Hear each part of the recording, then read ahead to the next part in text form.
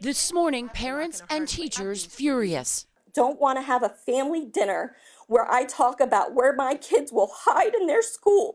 Their anger aimed at school officials in Newport News. I send my kids to school and find myself praying to God that they will return home safely. Where authorities say a 6-year-old boy shot his teacher, 25-year-old Abigail Zwerner, nearly 2 weeks ago as she taught inside a classroom. Zwerner, now recovering in stable condition, being hailed a hero after ushering her students to safety when she'd been hit. Her first graders haunted by the memory. She's 6. She's terrified because the person that was advocating for her got hurt.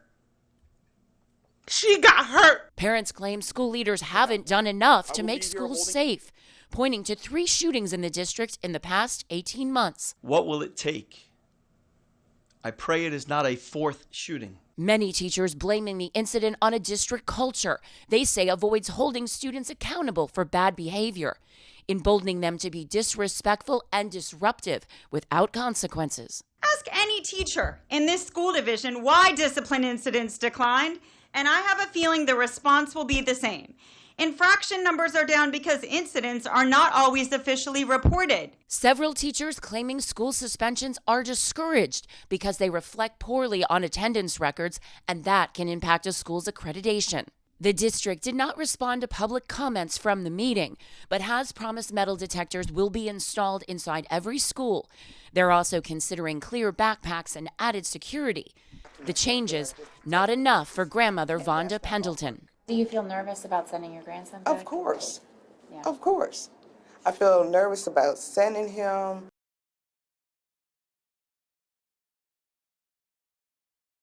Many parents frustrated, outraged, and concerned in tonight's school board meeting.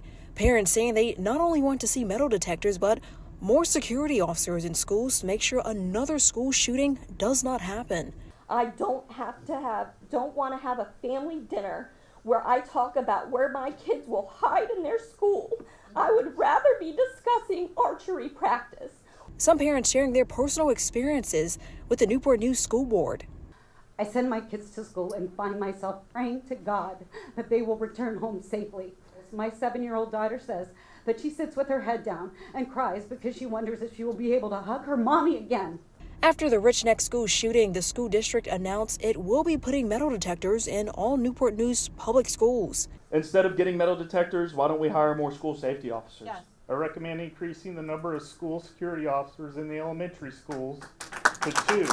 One parent even saying to the school board that the 6-year-old should not be allowed back in school. We need to ensure that this student never returns to Newport News public schools. Some parents calling on a change in school leadership as this comes as the 3rd school shooting in Newport News in the last year and a half. But to this board, enough is enough. What will it take?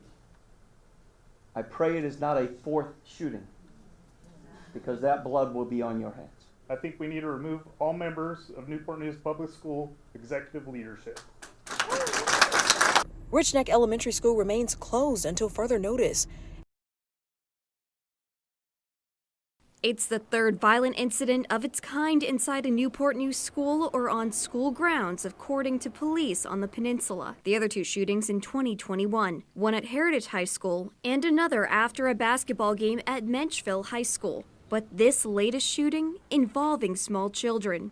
Chief Steve Drew of Newport News Police says his officers executed a building clearing just as they would an active shooter situation, recovering children from hiding spots in classrooms. He says the 6-year-old allegedly responsible had assaulted 2 staff members that day. But there was a faculty member there that was physically restraining him. As we walked in, the child struck her. At that point, we decided to go ahead and take him into custody. Chief Drew says a thorough investigation is being done, but there's still a lot of work to do. If there's any human services or child protective services case files or interactions with the family, the same thing with schools. We've asked for those records and to see if there's any behavioral issues. Not to mention, a series of more interviews still need to be conducted, among them a follow-up with the victim, Abby Zwerner, and staff. And then one of the hardest things is talking to those first graders are in that class. We're doing that with the help of a psychologist. Chief Drew says there's yet to be charges against the parents of the student, and the main goal for right now is to continue collecting data. That will all be written up as a package, presented to the Commonwealth Attorney. We'll look at the facts, the statements, what we have, and then a determination will be made if there's any possible charges that go forward. In the meantime, services are becoming available to families as they process details from the shooting, including daycare and grab-and-go meal service. I am concerned about our community. Those concerns among families that call Hampton Roads home. We are all very well aware of the toll that gun violence costs on a family and a community. It's been nearly 2 weeks since the school shooting at Richneck Elementary, but many continue to ask why. How did a 6-year-old get a gun? Leading Congressman Bobby Scott to host a roundtable on school safety.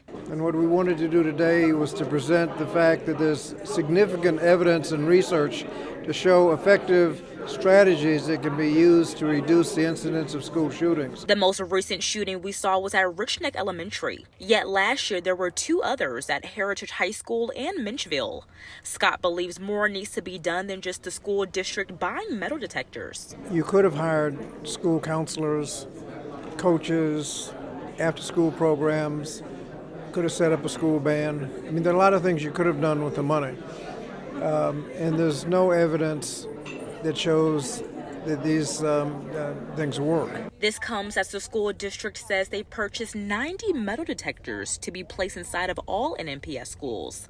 Yet the evidence laid out by researchers, advocates, and stakeholders say that more investments need to be made in mental health in order to minimize crime. Violence in schools is a function of violence in the community. Raising concerns about the steps going forward for the Richneck family. We are continuing to hire additional security officers so that we will be able to manage this whole entering the building process.